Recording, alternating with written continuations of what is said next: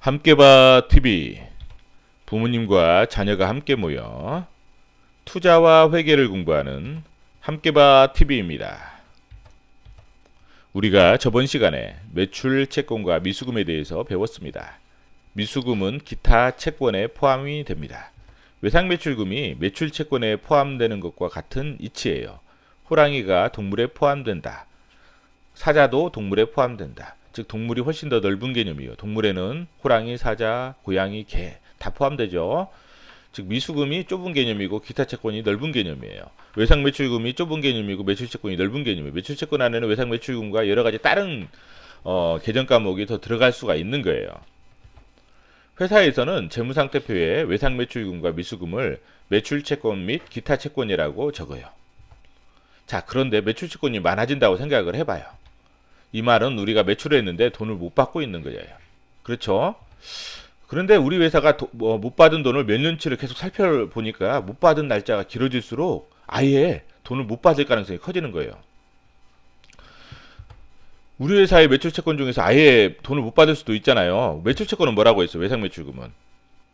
매출을 했는데 상대방이 우리 돈 없으니까 다음에 줄게 약속을 한 거잖아요. 돈 준다고 약속을 한 거예요.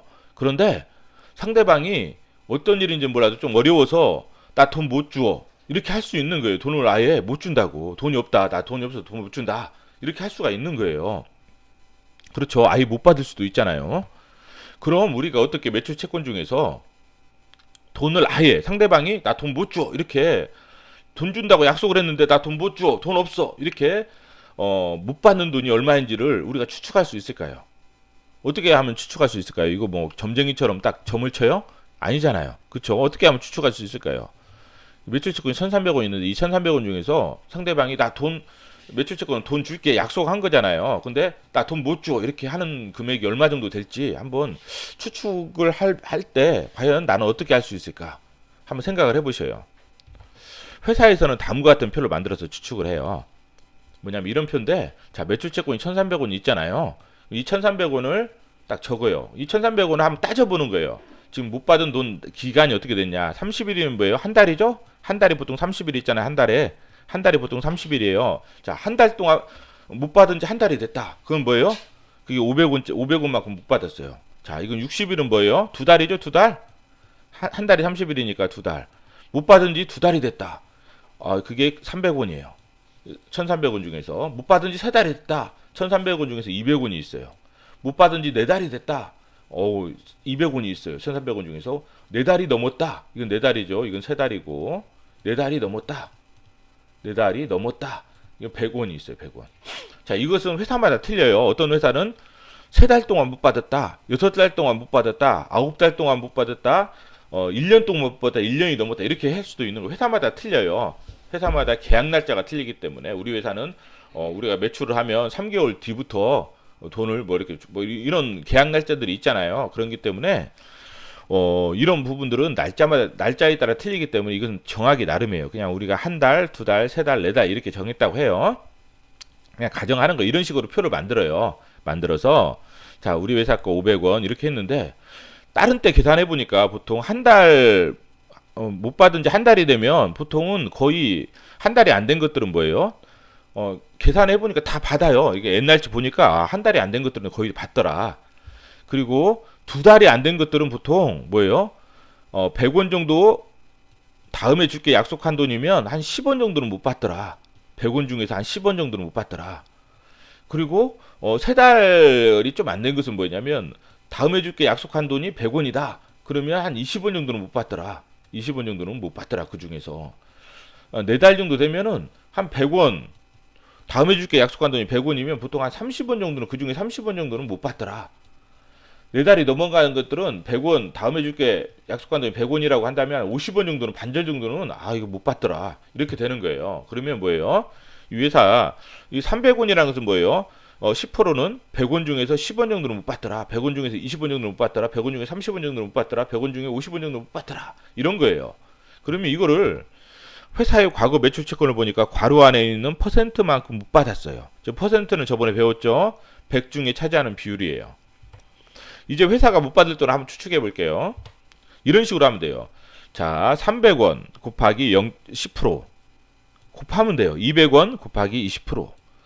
그 다음에 200원 곱하기 30%. 그 다음에 100원 곱하기 50%.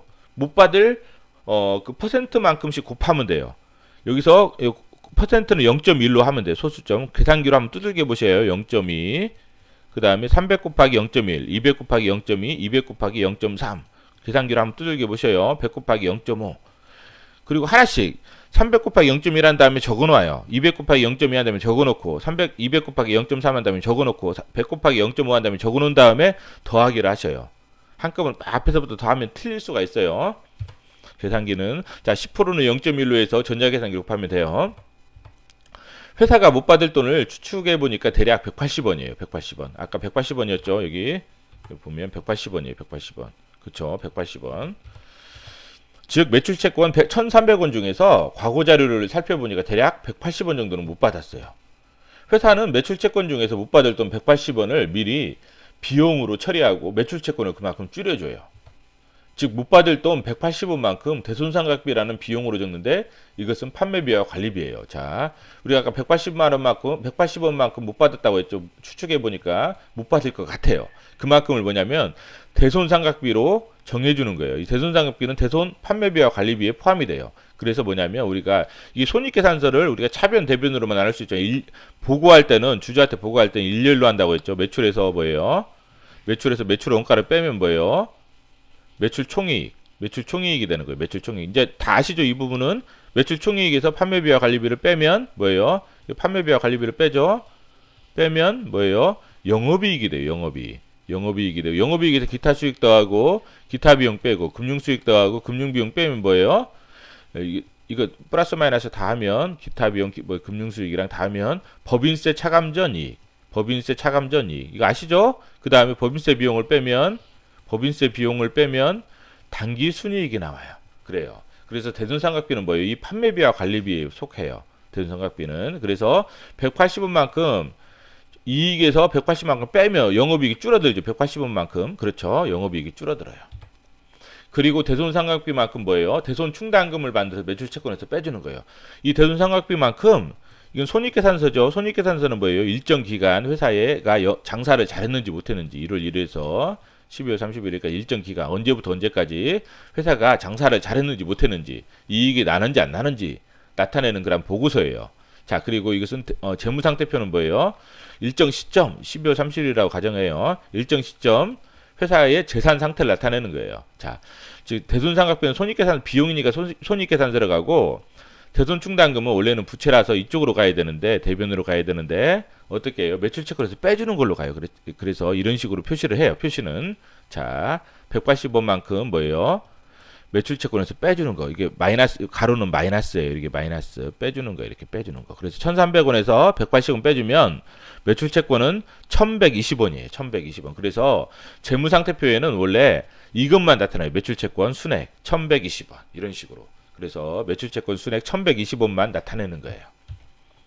대손상각비가 나오면 판매비와 관리비가 증가해서 뭐예요? 판매비와 관리비가 증가해서 영업이익이 그만큼 줄어든다고 했죠. 여기서 영업이익이 줄어든다고 했죠. 매출하고 나중에 줄게 약속한 돈이 외상매출금이고 외상매출금은 매출채권에 포함이 되는데 매출채권이 많이 증가하면 나중에 현금을 안 갚는 현금을 나중에 돈을 갚을게 약속을 했는데 약속을 안 지키는 그런 거래처들이 있을 수 있잖아요. 그래서 매출채권이 너무 많이 증가하면 위험해요. 왜냐하면 매출채권이 증가한다는 것은 현금이 안 들어오잖아요. 그쵸? 현금이 없잖아요. 현금이 안 들어오잖아요. 그러면 우리 회사는 직원들 월급도 줘야 되고 또 어떤 비용도 뭐 여러 가지 뭐 정수기 물도 마실 때 정수기 비용도 나가야 되고 그 다음에 기계도 사야 되고 여러 가지 많이 돈이 필요한데 돈이 없잖아요. 그럼 위험하잖아요. 회사가 못 받을 돈을 추측해서 그만큼 비용을 미리 손익계산서에 적잖아요. 그쵸? 여기 적었죠? 여기 적어요. 대손상각비는 인건비는 뭐예요? 우리가 급여라고 했죠. 급여. 직원들에게 월급을 주는 거. 월급을 주는 게 인건비라고 했는데 월급은 어떻게 줘요? 현금으로 주잖아요. 근데 대손상각비는 뭐예요? 현금으로 주는 게 아니잖아요. 우리가 외상매출금, 즉 매출채권, 나중에 돈 줄게 줄게 약속하는 것이 이렇게 보니까 약속을 못 지킬 것일 것 같다. 180원 정도는 거래처가 항상 해보니까 이 정도 금액만큼은 항상 못 지키더라 해서 추측해서 미리 뭐예요? 비용 처리를 하고 그만큼 이익을 줄여주고, 그렇죠, 이익을 줄여주죠. 영업이익이 줄어들죠, 비용 처리하면. 그 다음에 매출채권을 그만큼 차감 빼준다.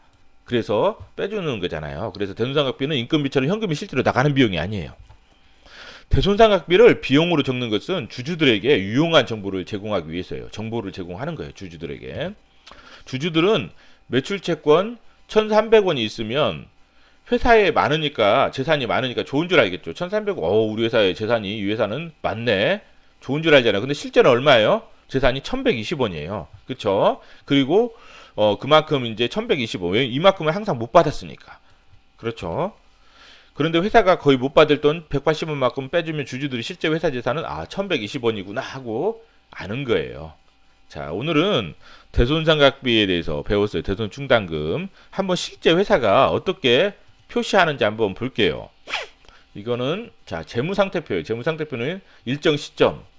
여기는 2018년도 9월 30일 현재죠. 회사의 재산 상태를 나타내는 표예요. 그리고 항상 전년도 2017년도하고 비교를 해서 이렇게 나오는 거예요. 전년도치도 비교해서 기록을 해요. 근데 우리는 그냥 이렇게 한번 볼게요. 그래서 자산 중에서 뭐예요? 자산 중에서 보고할 때는 일렬로 보고하죠. 보고할 때는 제가 일렬로 보고한다고 해서 자산, 부채, 자본 이렇게 일렬로 보고해요. 우리가 배울 때는 뭐예요? T 계정으로 배웠죠. T 계정으로 이렇게 자산, 부채, 자본 이렇게 배웠는데 보고할 때는 이렇게 일렬로. 그래서 매출 채권 및 기타 채권, 유동은 다음에 배울게, 알려줄게. 유동이 어떤 단어 뜻인지. 매출 채권 및 기타 채권으로 이렇게 딱 표시하죠. 그리고 매출 채권 얼마, 기타 채권 얼마 해서 이게 합계 금액이 매출 채권 및 기타 채권 이런 식으로 표시하는 거예요. 자, 그 재무제표 주석은 뭐냐면 설명하는 거예요. 설명. 이 매출 채권 및 기타 채권에 대해서 설명을 해주는 거예요. 주석에서. 주석도 재무제표에 포함돼요. 자, 주석상에 보면 이런 게 나와 있어요. 매출채권에 대해서 설명을 해주는 거예요. 매출채권이 이만큼이 있는데 그 중에서 충당금을 빼주는 거예요. 그쵸? 대손충당금 매출채권에서 빼준다고 했죠. 그래서 매출채권 순액이 나오는 거예요. 순액. 그래서 이만큼이 되는 거예요.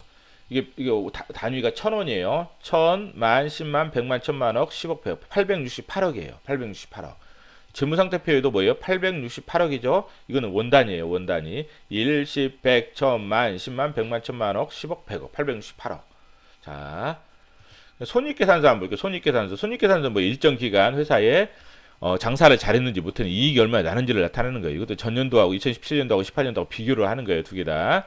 포괄은 뭐냐면 나중에 설명을 드릴게요. 포괄 이익이 또 별도로 또 뒤에 발생을 하는데 이건 나중에 설명을 할게요. 여기까지만 아시에요. 손익계산서만. 그리고 뭐냐면 3개월은 뭐예요? 이게 1월 1일에서 9월 30일이니까 3개월은 뭐예요? 7월에서 7, 8, 9. 7월에서 9월까지 3분기예요. 3분기이고 이 누적은 뭐냐면 1월에서 9월까지, 9월 30일까지. 그렇죠. 누적은 이렇게 한꺼번에 1월부터 9월까지. 이것은 3분기. 3분기는 7월에서 9일이라고 했죠. 이렇게 하는 거예요. 자, 매출에서 매출 원가를 빼면 매출 총이익, 매출 총이익에서 판매비와 관리비를 빼면 영업이익, 영업이익에서 기타 이익, 기타 손실 빼고 금융수익 더하고 금융원가 빼면 뭐예요? 법인세 비용 차감전 순이익에서 법인세 비용 빼면 당기순이익. 배웠죠 다? 판매비와 관리비, 대손상각비는 판매비와 관리비에 포함된다고 했죠. 판매비와 관리비, 대손상각비가 늘어나면 뭐예요? 영업이익이 그만큼 줄어든다. 그렇죠. 자, 이게 주석사항에 판매비와 관리비 설명해 놓은 거예요. 대손상각비 있죠? 그쵸, 여기 대손상각비. 이거는 3분기 거 7월에서 9월까지, 이것은 1월에서 9월까지. 비슷하죠? 예. 자, 오늘은 대손상각비와 대손충당금에 대해서 배웠습니다.